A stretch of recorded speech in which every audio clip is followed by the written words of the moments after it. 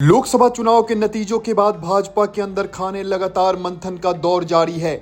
सभी लोग समीक्षा करने में लगे हुए हैं कि आखिर चूक कहां हो गई। इस बीच एक बड़ी खबर सामने आई है जिसे सुनकर हर कोई चौंक जाएगा।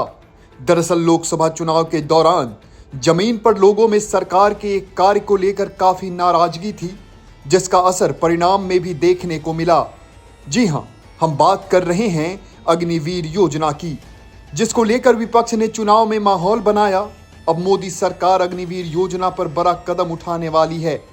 माना जा रहा है कि जल्द अग्निवीर योजना को खत्म कर दिया जाएगा।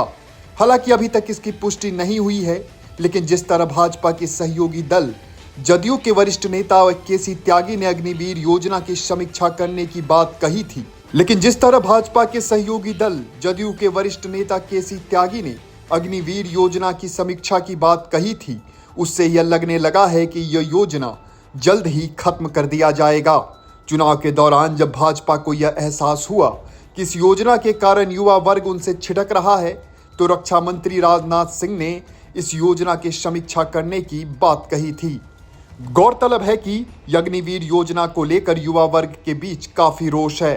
युवाओं का कहना है कि 4 साल नौकरी के बाद आखिर उनका क्या होगा, यही सवाल परिजनों की ओर से भी सामने आ रहा है। इसके अलावा विपक्ष तो लगातार इस योजना को लेकर सरकार पर हमलावर है ही। हालांकि सरकार और सेना ने समय समय पर इस योजना के बचाव में तर्क जरूर पेश किए हैं। इस योजना के तहत भर्तियां भी होनी शुरू हो गई है, लेकिन अब माना जा रहा है कि सरकार जल्द ही इस योजना को वापस ले लेगी।